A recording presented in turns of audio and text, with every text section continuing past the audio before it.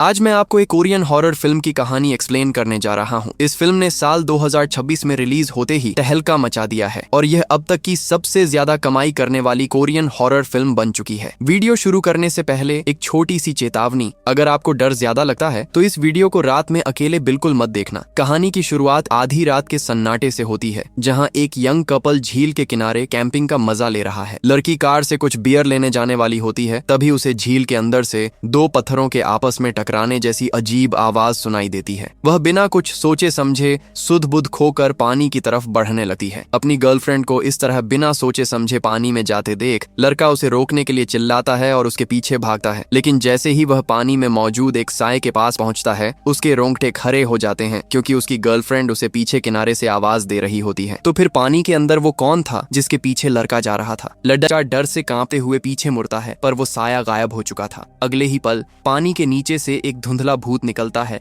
और उस बदकिस्मत लड़के को खींचकर गहरे काले पानी में ले जाता है। कुछ दिनों बाद सालमुकजी रिजर्वॉयर नाम के इलाके के स्ट्रीट व्यू मैप पर एक अजीब तस्वीर दिखाई देती है। मैप पर पानी के बीच एक डरावना भूत छुपा हुआ नजर आ रहा था, जिसे देखकर इंटरनेट पर लोग बातें करने लगे हैं। वीकेंड होने के बावजूद मैप बनाने वाली कंपनी को एक इमरजेंसी मीटिंग बुलानी पड़ती है। एक्सपर्ट्स कंफर्म करते हैं कि यह तस्वीर किसी सॉफ्टवेयर खराबी की वजह से नहीं आई है। सबसे अजीब बात यह थी कि कंपनी के पास इस इलाके का कोई ओरिजिनल डेटा या फोटो था ही नहीं, यानी यह डरावनी तस्वीर उन्होंने खुद अपलोड नहीं की थी। कंपनी मैप से उस फोटो को हटा देती है, लेकिन डायरेक्टर ऑर्डर देता है कि किसी भी कानूनी पचरे से बचने के लिए आज ही इस इलाके की नई तस्वीरें अपडेट करनी होंगी। इस काम के लिए सुइन नाम की एक फीमेल डायरेक्टर खुद आगे आती है। असल में सुइन अपनी जिम्मेदारी की वजह से नहीं, बल्कि कैप्टन यू की वजह से वहां जाना चाहती थी, जो कुछ दिन पहले इसी झील पर आए थे और अचानक गायब हो गए थे। सुइन का एक्स बॉयफ्रेंड कीताए उसे रोकने की कोशिश करता है, क्योंकि वह उसकी सुरक्षा को लेकर डरा हुआ था, पर सुइन अपनी बात पर अड़ी रहती है। सुइन के साथ इस मिशन पर दो जूनियर सियोंग बिन और नई लड़की सीजोंग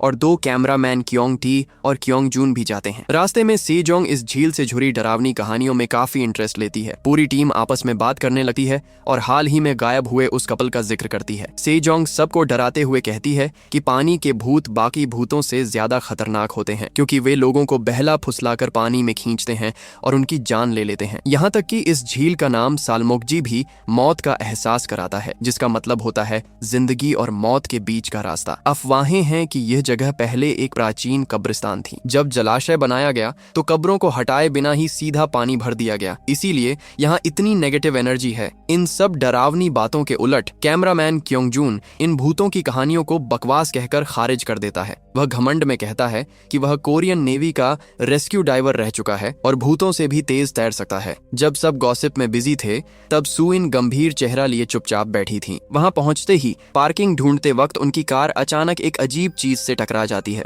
वह पत्थरों से बना एक अजीब सा छोटा टावर था, जिसके ऊपर चावल से भरा एक कटोरा रखा हुआ था, जैसे किसी चीज की पूजा की जा रही हो या किसी बुरी बला को रोका गया हो। टावर में दरार पड़ते ही वहां अचानक एक रहस्यमयी बुजुर्ग अम्मा आ जाती हैं और उन्हें डांटने लगती हैं। वह सुइन को देखकर चौंक जाती हैं और कहती हैं कि उसने भी कभी इस पानी के अंदर अपनी जान गंवाने की स्थिति का सामना किया था। अजीब बात यह थी कि वो अम्मा जानती थीं कि सुइन किसी को ढूंढ रही है। वह सुइन को एक पत्थर देती हैं और कहती हैं कि इस टावर पर पत्थर रखकर मन्नत मांगो। कोरियन रिवाजों के मुताबिक ऐसी पवित्र जगहों से गुजरते वक्त लोग टावर पर पत्थर रखकर प्रार्थना करते हैं। माना जाता है कि अगर पत्थर रखने के बाद टावर न गिरे तो मन्नत पूरी हो जाती है। माहौल भारी हो जाता है और सब चुपचाप मन्नत मांगकर टावर पर पत्थर रखने लगते हैं। लेकिन जैसे ही सुइन पत्थर रखने आगे बढ़ती है, टावर के अंदर से एक बिल्कुल काला हाथ निकलता है और उसका हाथ कसकर पकड़ लेता है, पर पलक झपकते ही वह हाथ गायब हो जाता है, जैसे कोई भ्रम हो। वो अम्मा ठंडे लहजे में उनसे कहती हैं कि पत्थर रखते रहो,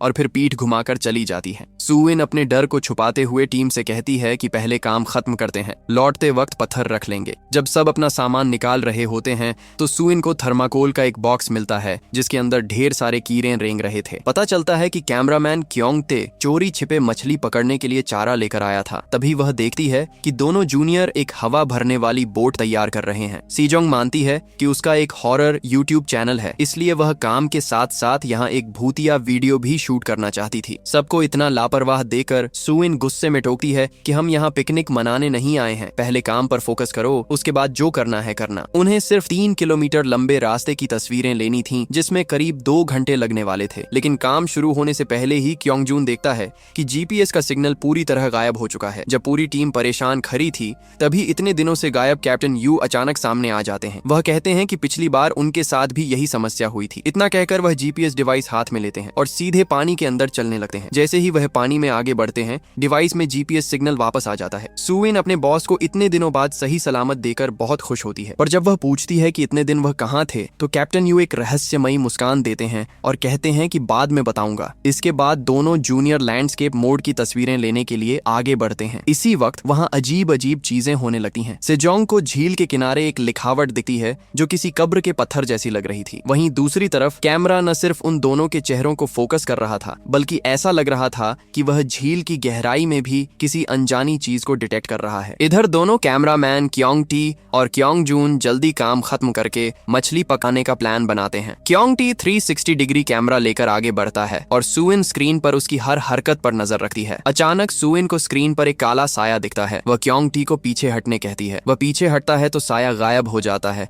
पर थोड़ी देर बाद फिर दिखता है। सुइन उसे फौरन वापस आने को कहती है, लेकिन क्योंग टी इसे उसका वहम मानकर आगे बढ़ जाता है। आगे बढ़ते ही क्योंग टी को खुद वो साया झील के किनारे बिजली की रफ्तार से दौड़ता हुआ दिखता है। वह डरते हुए पानी के पास जाता है पर वहाँ कुछ नहीं था। तभी पानी में हलचल होती है। क्योंग टी देखता है कि उसका शरीर तो हिल रहा है पर पानी में उसकी परछाई बिल्कुल जमी हुई है। इधर सुइन को कैमरे में दिखता है कि क्योंग टी के ठीक पीछे उसका ही हमशक्ल भूत खड़ा है। सुइन चिल्लाती है पर क्योंग टी वॉकी टॉकी बंद कर देता है। अगले ही पल पैर के ऊपर से एक डरावना महिला का सिर क्योंग टी के ऊपर गिरता है और वह पानी में गिर जाता है। सुइन भागकर वहां पहुंचती है तो उसे पानी में काले बाल तैरते हुए दिखते हैं। तभी क्योंग टी घबराया हुआ पानी से बाहर आता है। दूसरी तरफ क्योंग जून हाथ में बाल और चावल का कटोरा लेकर हंस रहा था और इसे मजाक समझ रहा था, लेकिन क्योंग टी कसम खाकर कहता है कि उसके ऊपर औरत का सिर गिरा था। वीडियो फुटेज देखकर सेजोंग बताती है कि यह एक तांत्रिक अनुष्ठान है जिससे पानी के गुस्सैल भूतों को ऊपर बुलाया जाता है। डर के मारे सुइन काम रोकने का फैसला करती है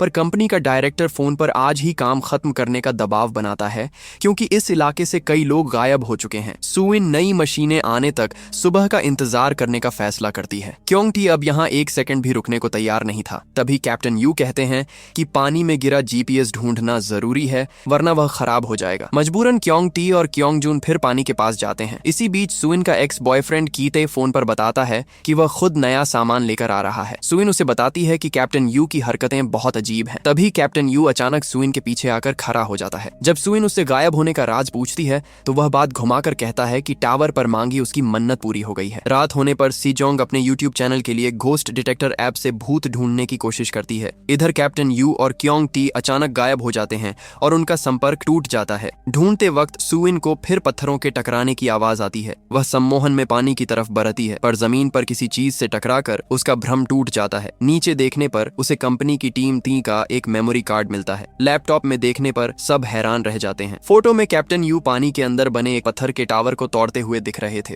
तभी कीताई का फोन आता है और वह रोते हुए बताता है कि कैप्टन यू की मौत तो कल रात ही हॉस्पिटल में हो चुकी है। ये सुनते ही फोन का सिग्नल कट जाता है। दूसरी तरफ क्योंग जून और स्योंग बिन झील में पत्थर फेंक कर खेल रहे थे। तभी अचानक पानी में पत्थर के अपने आप टपकने की अंतहीन आवाजें गूंजने लगती हैं, जिसे सुनकर दोनों के होश उड़ जाते हैं। झील के अंधेरे से एक चीज उड़कर आती है और उनकी इकलौती लाइट को फोड़ देती है। जब वे टॉर्च जलाकर देखते हैं तो वह कोई पत्थर नहीं बल्कि एक मरा हुआ कौवा था। तभी सीजोंग के बैग से घोस्ट बॉक्स अपने आप चालू हो जाती है। उसमें से एक टूटी हुई आवाज आती है, क्या तुम लोग आ गए? कुल कितने लोग हो? कैमरामैन क्योंग जून गुस्से में मशीन छीनकर चिल्लाता है, क्या तुम पानी के नीचे मर चुके हो? क्या तुमने यह कौवा फेंका है? दूसरी तरफ से कोई जवाब नहीं आता, बस एक ही बात गूंजती है, तुम्हारी वजह से मुझे मरना पड़ा। सुइन मशीन बंद करती है और सबको 2 टीमों में बंटकर गायब लोगों को ढूंढने का ऑर्डर देती है। इधर captain you cameraman Kyung T को जंगल में ले जाता है। क्योंग टी पीछे मुड़कर देखता है तो कैप्टन गायब था और वह खुद किनारे पर नहीं बल्कि जमी हुई ठंडी झील के बीचों बीच खड़ा था। पानी में पत्थरों के टकराने की आवाज आती है। उसे एक लंबे बालों वाली लड़की का साया दिखता है जो पानी में डूब जाता है। जैसे ही वह मुड़ता है पानी से एक खौफनाक चेहरा चुपचाप बाहर आता है और देखते ही देखते अनगिनत डरावने सिर उसे घेर लेते हैं। दूसरी तरफ सियोंग बिन और सेजोंग को घोस्ट ऐप की मदद से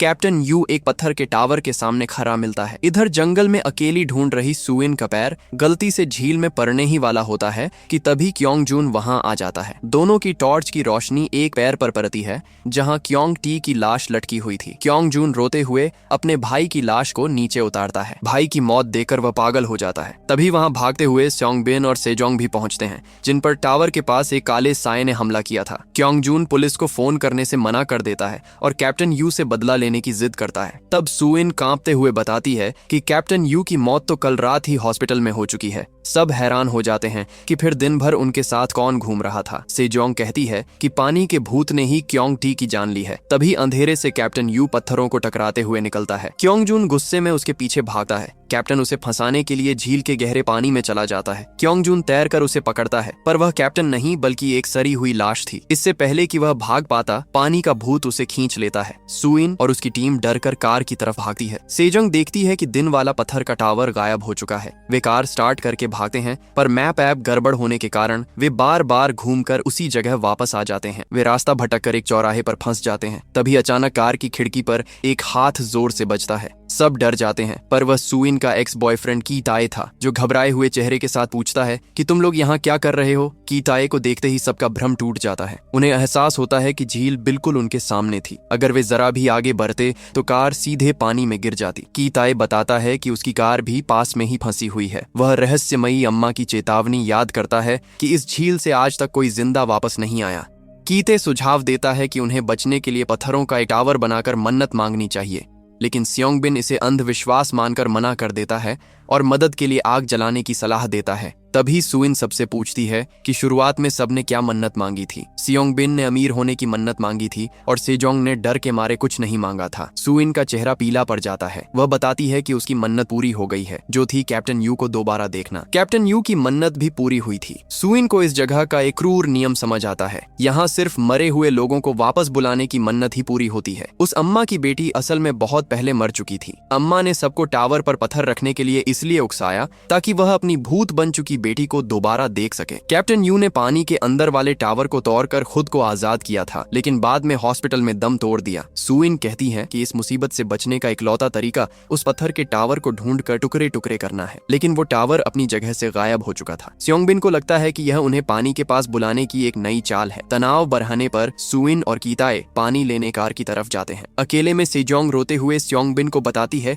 कि उसने शुरुआत में मन्नत मांगी थी कि वह जिंदगी में सिर्फ एक बार असली भूत देखना चाहती है। सियोंग बिन उससे कहता है कि उनके पास बचने का एक ही रास्ता है, सुइन और कीते को यहीं छोड़कर भाग जाना। सियोंग बिन को शक है कि सुइन खुद एक भूत है या उसके ऊपर किसी साए का साया है, क्योंकि उसी की वजह से वे इस झील पर रुके और उसने ही सबको अलग होने को कहा था। सेजोंग सुबह तक रुकने को कहती है, पर सियोंग बिन दिखाता है कि कार की घड़ी रात के 1:30 बजे पर रुकी हुई है, यानी इस जगह का समय पूरी तरह थम चुका है। डर कर दोनों कार स्टार्ट करके अकेले ही भाग जाते हैं। सुइन और कीते उनके पीछे दौड़ते हैं, पर उन्हें पकड़ नहीं पाते। रास्ते में सियोंग बिन और सेजोंग की कार के शीशे पर अचानक काला पानी गिरता है और छत से एक डरावना सिर खिड़की पर आकर चिपक जाता है। सियोंग बिन पागलपन में स्पीड बढ़ाता है और वे किसी तरह हाईवे पर पहुंच जाते हैं। वहां उन्हें एक पुलिस वाला मिलता है। सियोंग बिन उसे सुइन और कीताए को बचाने के लिए कहता है। पुलिस वाला कहता है कि उसकी गाड़ी की बैटरी खत्म है और वह मदद मांगता है। फिर वह बयान लेने के लिए कार के अंदर बैठता है और सेजोंग से पूछता है, तुम यहाँ कितने बजे आए और कुल कितने लोग हो। सेजोंग के रोंगटे खड़े हो जाते हैं, क्योंकि ये बिल्कुल वही शब्द थे